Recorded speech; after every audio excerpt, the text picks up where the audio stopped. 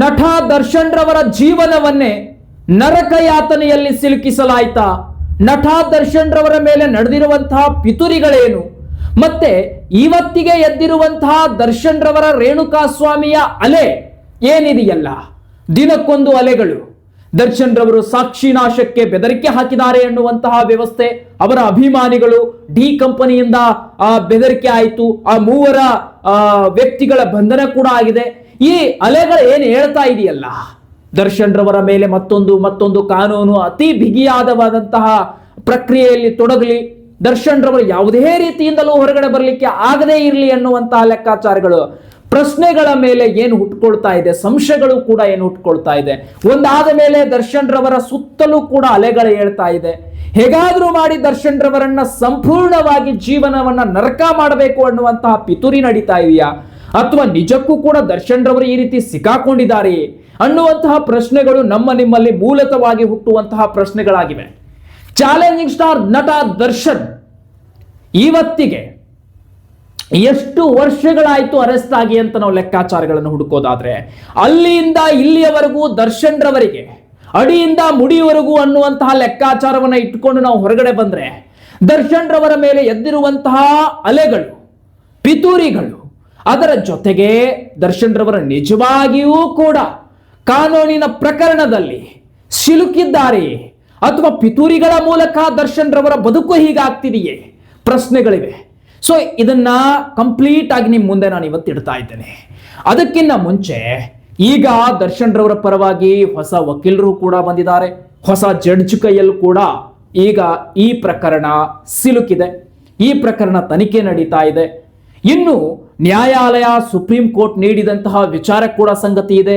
1 ವರ್ಷದೊಳಗೆ ಈ ಒಂದು ಸಾಕ್ಷಿ ಆಧಾರಗಳನ್ನು ಕಲೆ ಹಾಕಿ ನ್ಯಾಯಾಲಯದ ಕಟಕಟೆಯ ಮೇಲೆ ತರಬೇಕು, ಅದಕ್ಕೆ ತೀರ್ಪನ್ನು ಕೊಡಬೇಕು ಅನ್ನುವಂಥದ್ದು ನ್ಯಾಯಾಲಯ ಕೂಡ ಒಂದು ನಿಶ್ಚಿತ ಮಾಡಿರುವಂತೆ ಕಾಣಿಸ್ತಾ ಇದೆ.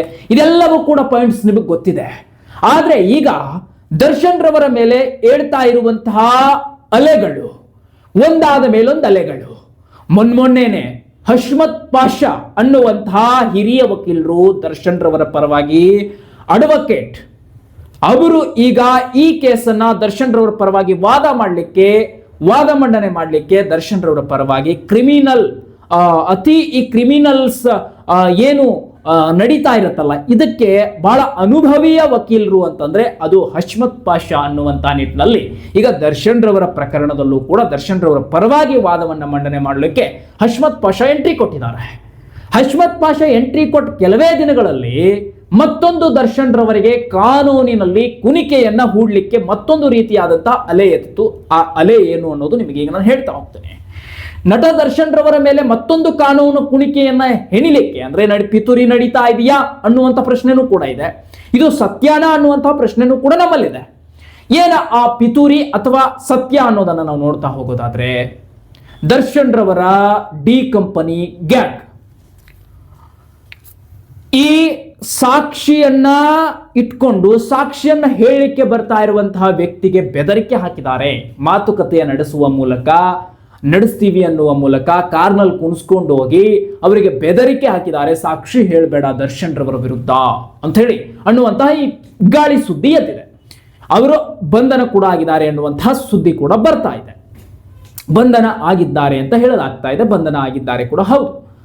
ಆದ್ರೆ ಇದು ಸತ್ಯವಾ ಅಥವಾ ದರ್ಶನ್ ರವರ ಮೇಲಿರುವಂತಹ ಪ್ರೀತಿಯಿಂದ ನಡೆದಿರುವಂತಹ ಘಟನೆಯ ಅಥವಾ ದರ್ಶನ್ ರವರ ಮೇಲೆ ಪಿತೂರಿಯಿಂದ ನಡೆದಿರುವಂತಹ ವ್ಯವಸ್ಥೆಯ, ಇದು ಕೂಡ ಬಹಳಷ್ಟು ಅನುಮಾನಕ್ಕೀಡಾಗ್ತಾ ಇದೆ.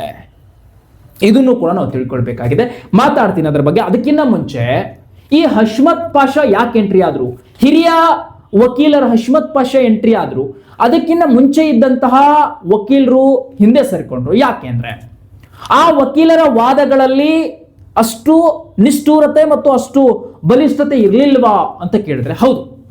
ಹಶ್ಮತ್ ಪಾಷಾ ಹಿರಿಯ ವಕೀಲ ಯಾವುದೇ ಕಾನೂನಿನಲ್ಲಿ ನಡೆದಿರುವಂತಹ ಕಾನೂನಿಗೆ ದ್ರೋಹ ಬಗ್ದಿರುವಂತಹ ಪೊಲೀಸ್ ಅಧಿಕಾರಿಗಳು ಕೇಸನ್ನ ತನಿಖೆಯನ್ನ ದಿಕ್ತಪ್ಪಿಸಿದ್ದಾಗಿರಬಹುದು, ಅಥವಾ ಯಾವುದೋ ಒಬ್ಬ ಸೆಲೆಬ್ರಿಟಿ ಅನ್ನುವ ಕಾರಣಕ್ಕೆ ದರ್ಶನ್ ಅನ್ನುವಂತಹ ವ್ಯಕ್ತಿ ಇರೋದ್ರಿಂದ ಈ ಕೇಸನ್ನ ದರ್ಶನ್ ಮೇಲೆ ಎತ್ಕಟ್ಟಬೇಕು ಅನ್ನುವಂತಹ ನಿಟ್ಟಿನಲ್ಲಿ ನಡೆದಿರುವಂತಹ ಪಿತೂರಿಗಳಾಗಿರಬಹುದು, ಎಲ್ಲದರ ವಿರುದ್ಧ ಹೋರಾಡ್ತಕ್ಕಂತಹ ಶಕ್ತಿ, ಹಿರಿಯ ವಕೀಲ ಮತ್ತು ಬಹಳ ಅನುಭವಿ ಇರ್ತಕ್ಕಂತಹ ಹಶ್ಮತ್ ಪಾಷಾ ಅವರನ್ನ ಈಗ ದರ್ಶನ್ ರವರ ಪರವಾಗಿ ವಾದ ಮಾಡಲಿಕ್ಕೆ ಅವರಿಗೆ ನೇಮಕ ಮಾಡ್ತಾರೆ.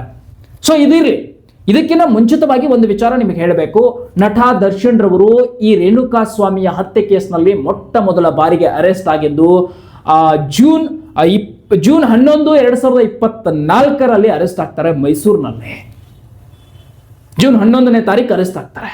ಅದಾದ್ಮೇಲೆ ಅವರಿಗೆ ಬೇಲ್ ಕೂಡ ಸಿಗುತ್ತೆ. ಅದನ್ನ ಬೇಲ್ ಮತ್ತೆ ಸುಪ್ರೀಂ ಕೋರ್ಟ್ ಕೂಡ ಅದನ್ನ ವಜಾ ಮಾಡುತ್ತೆ. ಅವರಿಗೆ ಮತ್ತೆ ಅವರನ್ನ ಜೈಲಿಗೆ ಹಾಕ್ತಕ್ಕಂಥ ಕೆಲಸ ಕೂಡ ಅಲ್ಲಿ ಆಗುತ್ತೆ. ನಿಮ್ಗೆ ಗೊತ್ತಿದೆ ಅದೆಲ್ಲ ವ್ಯವಸ್ಥೆ. ಇನ್ನು ಇವತ್ತಿಗೆ ನಾವು ಲೆಕ್ಕಾಚಾರಗಳನ್ನು ತೆಗೆದ್ರೆ ದರ್ಶನ್ ಅರೆಸ್ಟ್ ಆಗಿ 2 ವರ್ಷ 21 ದಿನಗಳು ಇವತ್ತಿಗೆ ಕಂಪ್ಲೀಟ್ ಆದವು. ಎಷ್ಟು ಹೇಳಿ? 2 ವರ್ಷ 21 ದಿನಗಳು. ಈ ಒಂದು ವ್ಯವಸ್ಥೆಯಲ್ಲಿ, ಕಾನೂನಿನ ತನಿಖೆಗಳಲ್ಲಿ ನಾವು ನೋಡ್ತಾ ಇದ್ರೆ ವ್ಯವಸ್ಥೆ ಹೇಗೆ ಹೋಗ್ತಾ ಇದೆ ಅಂದ್ರೆ, ದಿನಕ್ಕೊಂದು ದರ್ಶನ್ ರವರ ಸುತ್ತಲೂ ಏನಾದ್ರೂ ಒಂದು ಹುಟ್ಕೊಳ್ತಾನೆ ಇರುತ್ತೆ.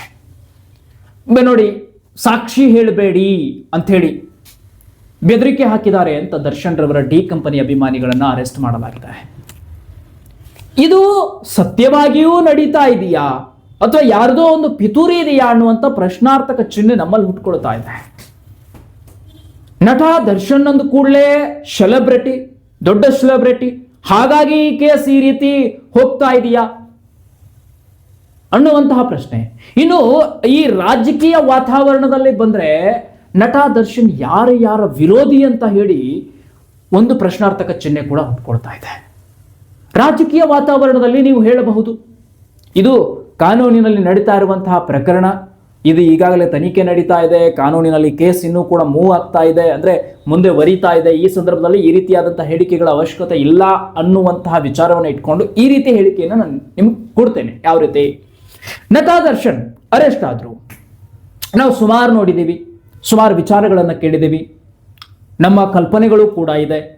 ನಾವು ಕಲ್ಪನೆಯಾಗಿ ನೋಡುವುದಾದರೆ ಅಥವಾ ನಡೆದಿರುವಂತಹ ಘಟನೆಗಳ ಆಧಾರಿತ ಕುರಿತು ನಾವು ಈ ವಿಚಾರವನ್ನು ಗಮನಿಸೋದಾದ್ರೆ, ನೋಡಿ, ರಾಜಕೀಯ ವ್ಯಕ್ತಿಗಳಿಂದ ಎಷ್ಟೋ ಅಪರಾಧಿಗಳು ಹೊರಗಡೆ ಕೂಡ ಇದ್ದಾರೆ, ರಾಜಕೀಯ ಪ್ರಭಾವಿಗಳಿಂದ ಎಷ್ಟೋ ಅಪರಾಧಿಗಳು ಹೊರಗಡೆ ಕೂಡ ಇದ್ದಾರೆ. ಇದು ಕಾಲ್ಪನಿಕವಾಗಿ ನಾವು ಗಮನಿಸಬಹುದು. ಇನ್ನು ಅಪರಾಧವೇ ಮಾಡದೇ ಇರುವಂತಹ, ಅಪರಾಧಿಯೇ ಇಲ್ಲದೇ ಇರುವಂತಹ ಎಷ್ಟೋ ವ್ಯಕ್ತಿಗಳು ಇವತ್ತು ಜೈಲಿನಲ್ಲಿ ಶಿಕ್ಷೆಯನ್ನು ಅನುಭವಿಸ್ತಾ ಇದ್ದಾರೆ ಇದೇ ರಾಜಕೀಯ ಪ್ರಭಾವದಿಂದ. ಇವತ್ತು ನಟ ದರ್ಶನ್ ರವರಿಗೂ ಕೂಡ ಅಂತಹ ಪರಿಸ್ಥಿತಿ ಬರ್ತಾ ಇದೆಯಾ? ಯಾವ ಅಪರಾಧ ಇಲ್ಲ ಅಂದ್ರೂ ಕೂಡ, ಯಾವ ಅಪರಾಧ ಮಾಡಿಲ್ಲ ಅಂದ್ರೂ ಕೂಡ ಯಾವುದಾದ್ರೂ ವಿರೋಧಿ ರಾಜಕೀಯ ಕೈವಾಡ ಇಲ್ಲಿ ಸುತ್ತಕೊಳ್ತಾ ಇದೆಯಾ? ಇವರ ಸುತ್ತಲೂ ಕೂಡ ಆ ಕೈಗಳು ಕೆಲಸ ಮಾಡ್ತಾ ಇದೆಯಾ? ಇದು ಪ್ರಶ್ನಾರ್ಥಕ ಚಿಹ್ನೆ. ಇಲ್ಲ, ದರ್ಶನ್ ಅನ್ನುವಂತಹ ಹೆಸರು ದೊಡ್ಡ ಸೆಲೆಬ್ರಿಟಿ, ರಾಜ್ಯದಲ್ಲಿ ದೊಡ್ಡ ನಾಯಕ ಅನ್ನುವಂಥ ಲೆಕ್ಕಾಚಾರ. ಇನ್ನು ದರ್ಶನ್ ಆಲ್ಮೋಸ್ಟ್ ಆಲ್ ದೊಡ್ಡವರ ವಿರೋಧಿ ಕೂಡ ಇದ್ದಾರೆ. ಗಮನಿಸೋದಾದ್ರೆ, ನಾವು ಇದನ್ನ ವಿಚಾರ ಮಾಡೋದಾದ್ರೆ, ಹೌದು, ದರ್ಶನ್ ದೊಡ್ಡ ರಾಜಕೀಯ ನಾಯಕರ ವಿರೋಧಿ ಕೂಡ ಇದ್ದಾರೆ. ಹೌದು, ಇನ್ನು ದೊಡ್ಡ ನಾಯಕರ ಜಗಜಟ್ಟಿ ಮಲ್ಲರು ಅಂದ್ರೆ ಅವರ ಫ್ರೆಂಡ್ಶಿಪ್ ಲೆವೆಲ್ ಅಲ್ಲೂ ಕೂಡ ವಿರೋಧಿಯನ್ನ ಕಟ್ಕೊಂಡಿದ್ದಾರೆ ನಟ ದರ್ಶನ್. ಯಾರಿಗೂ ಬಾಗಿಲ್ಲ, ಯಾರಿಗೂ ಬಗ್ಗಿಲ್ಲ. ದರ್ಶನ್ ತನ್ನದೇ ಆದ ಸ್ಟೈಲ್ನಲ್ಲಿ ಆನೆ ನಡೆದಿದ್ದೇ ದಾರಿ ಅಂತ ಬಂದಿರೋದು. ಇವತ್ತು ಅದು ದರ್ಶನ್ ರವರಿಗೆ ಎಲ್ಲೋ ಒಂದು ಕಡೆ ಕೊಕ್ಕೆ ಆಗ್ತಾ ಇದೆಯಾ? ದರ್ಶನ್ ಭವಿಷ್ಯಕ್ಕೆ ಈ ರೀತಿಯಾದಂತಹ ಹುಳಿ ಹಿಂಡೋದಕ್ಕೂ ಕೂಡ ಶುರು ಮಾಡ್ಕೊಂಡಿದ್ದಾರ? ದರ್ಶನ್ ರವರ ಹಿಂದೆ ಕಾಣದ ಕೈಗಳ ಕೈವಾಡ ಇದೆಯಾ ಅನ್ನುವಂಥ ಪ್ರಶ್ನೆಗಳು ಕೂಡ ನಮ್ಮ ಹುಟ್ಕೊಳ್ಳುತ್ತೆ. ಯಾಕೆ ಹೇಳ್ತಾ ಇದ್ದೀನಿ ಅಂದ್ರೆ, ನೀವು ಕಾಲ್ಪನಿಕವಾಗಿ ನೋಡಿದಂತಹ ಸಂದರ್ಭದಲ್ಲಿ ನಿಮಗೆ ಗೊತ್ತಾಗ್ತದೆ. ಏನಂತ ಗೊತ್ತಾಗ್ತದೆ? ರಾಜಕೀಯ ಪ್ರಭಾವಿಗಳಿಂದ ನಿಜವಾದ ಅಪರಾಧಿಗಳು ಇವತ್ತು ಹೊರಗಡೆ ಎದ್ದು ಎಂಜಾಯ್ ಮಾಡ್ತಾ ಇದ್ದಾರೆ. ಇನ್ನು ಅಪರಾಧವೇ ಮಾಡದೇ ಇರುವಂತಹ ಅಮಾಯಕರು ಜೈಲಿನಲ್ಲಿದ್ದಾರೆ. ಇದು ರಾಜಕೀಯ ಪ್ರಭಾವದಿಂದ. ಇದೆಲ್ಲವನ್ನ ನಾವು ನೋಡಿದಂತ ಸಂದರ್ಭದಲ್ಲಿ ದರ್ಶನ್ ರವರ ಬದುಕಿನ ಜೀವನ ಚರಿತ್ರೆಯಲ್ಲೂ ಈ ರೀತಿ ನಡೀತಾ ಇದೆಯಾ? ಯಾಕೆ ದಿನಕ್ಕೊಂದು ದರ್ಶನ್ ರವರ ಮೇಲೆ ಈ ಪ್ರಕರಣದಲ್ಲಿ ದರ್ಶನ್ ರವರಿಗೆ ತೊಂದರೆ ಆಗುವಂತಹ ಸುದ್ದಿಗಳೇ ಹೆಚ್ಚು ಬರುತ್ತೆ, ಅಂತಹ ವ್ಯವಸ್ಥೆನೇ ಹೆಚ್ಚು ಕ್ರಿಯೇಟ್ ಆಗ್ತಾ ಇದೆ. ದರ್ಶನ್ ರವರಿಗೆ ಪ್ಲಸ್ ಪಾಯಿಂಟ್ ಆಗ್ತಕ್ಕಂಥದ್ದು ಯಾವುದಾದ್ರೂ ಒಂದು ಪಾಯಿಂಟು ಅದು ಎಲ್ಲೋ ಒಂದು ಕಡೆ ಬರುತ್ತೆ ಅಂತ ಕಾಯ್ಕೊಂಡು ಕೂತಿರುವಂತಹ ಅಭಿಮಾನಿಗಳ ನಿರೀಕ್ಷಣೆ ಕಳ್ಕೊಳ್ತಾ ಇದ್ದಾರೆ. ದಿನಕ್ಕೊಂದು ಕ್ಷಣಕ್ಕೊಂದು ದರ್ಶನ್ ರವರ ಬಗ್ಗೆ ಇಲ್ಲ ಸಲ್ಲದ ನೆಗೆಟಿವ್ ಸ್ಪ್ರೆಡ್ ಆಗ್ತಾ ಇದೆ. ಏನಾದರೂ ಒಂದಾಗುತ್ತೆ, ದರ್ಶನ್ ರವರು ಹಾಕಿ ಸಿಕ್ಕಾಕೊಂಡ್ರು, ದರ್ಶನ್ ರವರಿಗೆ ಮತ್ತಷ್ಟು ಸಂಕಷ್ಟ. ಇಂತಹ ಸುದ್ದಿಯನ್ನ ಕೇಳ್ತಾ ಇರುವಂತಹ ಅಭಿಮಾನಿಗಳ ಕಿವಿಯಲ್ಲಿ ರಕ್ತ ಬರುವಂತಹ ಒಂದು ಇಂತಹ ಇದೇನೋ ಹೇಳ್ತಾರಲ್ಲ, ಮಾತಾಡೋದು ಬೇಡ, ಅದು ಬೇಡ. ಸೊ ಅಂತಹ ಸುದ್ದಿಗಳೇ ಹೆಚ್ಚು ಅಲೆಯಲ್ಲಿ ಎದ್ದು ಬರ್ತಾ ಇದೆ ಅಂದ್ರೆ ಏನ್ ಕಾರಣ? ನೋಡಿ, ರಾತ್ರಿ ಸಾಕಷ್ಟು ನಕ್ಷತ್ರಗಳು ಹೊಳಿತಾ ಇದೆ, ಆದ್ರೆ ದರ್ಶನ್ ಅನ್ನುವಂತಹ ಚಂದ್ರ ಸೂರ್ಯನಂತೆ ಮಿಂಚ್ತಾ ಇರೋದು ದರ್ಶನ್. ಕನ್ನಡ ಚಲನಚಿತ್ರರಂಗದಲ್ಲಿ ಈತನನ್ನ ಹೇಗಾದ್ರೂ ಮಾಡಿ, ಯಾಕೆ ಈತನನ್ನ ಅಂತ ತೆಗೆದುಕೊಂಡೆ ಅಂದ್ರೆ, ನಟ ದರ್ಶನ್ ರವರು ಆರೋಪದ ಸ್ಥಾನದಲ್ಲಿದ್ದಾರೆ, ಅಪರಾಧಿ ಆಗ್ತಾರಾ ಇಲ್ವಾ ಇದ್ಯಾವುದನ್ನು ಗಮನಿಸ್ತೆ. ಅವರ ಮೇಲೆ ನಡೀತಾ ಇರುವಂತಹ ವ್ಯವಸ್ಥೆಗಳನ್ನ ನಾವು ಗಮನಿಸಿದಾಗ ನಮಗಿಲ್ಲಿ ಕಂಪ್ಲೀಟ್ ಆಗಿ ಗೊತ್ತಾಗುತ್ತೆ, ದರ್ಶನ್ ಸರ್ ಯಾವುದೇ ರೆಸ್ಪೆಕ್ಟ್ ಅನ್ನ ಕೊಡದೆ, ಅಂದ್ರೆ ದರ್ಶನ್ ಸರ್ ಅವರಿಗೆ ಯಾವುದೇ ರೆಸ್ಪೆಕ್ಟ್ ಅನ್ನು ಕೊಡದೆ ಬಿತ್ತರಿಸ್ತಾ ಇರುವಂತಹ ಈ ಮಾಧ್ಯಮಗಳನ್ನ ನೋಡಿದ್ರೆ ಎಲ್ಲ ಒಂದು ಕಡೆ ದುಃಖಿತ ಅಂತ ಅಭಿಮಾನಿಗಳಿಗೆ ಅನ್ಸುತ್ತೆ.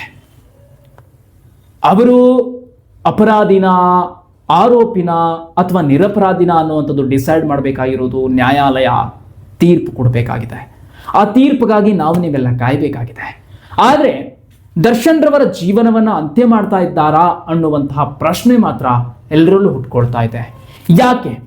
ಇನ್ನೊಂದು ಅಭಿಮಾನಿಗಳಿಗೆ ಒಂದು ಕಿವಿ ಮಾತು ಅಂದ್ರೆ, ದರ್ಶನ್ ರವರ ಸುತ್ತಲೂ ಕೂಡ ಬಹಳಷ್ಟು ಬೇಲಿ ಇದೆ. ದರ್ಶನ್ ರವರು ಅಂತಿಂತಹ ವ್ಯಕ್ತಿಗಳನ್ನ ಎದುರು ಹಾಕೊಂಡಿಲ್ಲ. ಬಹಳ ದೊಡ್ಡ ದೊಡ್ಡ ರಾಜಕೀಯ ನಾಯಕರನ್ನು ಕೂಡ ದರ್ಶನ್ ರವರು ಕಳ್ಕೊಂಡಿದ್ರು, ಎದುರು ಹಾಕೊಂಡಿದ್ರು. ಆ ದೊಡ್ಡ ದೊಡ್ಡ ನಾಯಕರಿಗೆ ಸಂಬಂಧಪಟ್ಟಂತ ಗೆಳೆತನದ ಗೆಳತಿಯರನ್ನು ಕೂಡ ದರ್ಶನ್ ರವರು ದೂರ ಮಾಡ್ಕೊಂಡ್ರು. ಇಂತಹ ಸಂದರ್ಭದಲ್ಲಿ ದರ್ಶನ್ ರವರಿಗೆ ಇದು ಪಿತೂರಿ ನಡೀತಾ ಇದೆಯಾ ಅಥವಾ ಇದು ನಿಜವಾಗಿಯೂ ನಡೀತಾ ಇದೆಯಾ ಅನ್ನುವಂಥ ಪ್ರಶ್ನಾರ್ಥಕ ಚಿಹ್ನೆ ನಮ್ಮ ಮನೆ ಮೇಲೆ ಹುಟ್ಕೊಳ್ತಾ ಇದೆ. ಆದ್ರೆ ಏನೇ ಆಗಲಿ, ನಟ ದರ್ಶನ್ ರವರು ಆದಷ್ಟು ಬೇಗ ಹೊರಗಡೆ ಬರಲಿ. ಮತ್ತಷ್ಟು ದರ್ಶನ್ ರವರ ಅಧಿಕೃತವಾಗಿ ನಡೀತಾ ಇರುವಂತಹ ಮಾಹಿತಿಗಳನ್ನ ನಿಮ್ಮ ಮುಂದೆ ಇಂಚಿಂಚು ಮಾಹಿತಿಯನ್ನು ನೀಡಲಿಕ್ಕೆ YGM ಸರ್ಕಾರ ನಿಮ್ಮ ಮುಂದೆ ತರ್ತಾ ಇರ್ತದೆ. ನೋಡ್ತಾ ಇರಿ, ಆದಷ್ಟು ಚಾನಲ್ ಸಬ್ಸ್ಕ್ರೈಬ್ ಮಾಡ್ಕೊಳ್ಳಿ, ಶೇರ್ ಮಾಡಿ. ಮತ್ತೊಂದು ಮುಂದಿನ ಮಾಹಿತಿಯೊಂದಿಗೆ ನಿಮ್ಮನ್ನ ಭೇಟಿ ಮಾಡ್ತೇನೆ.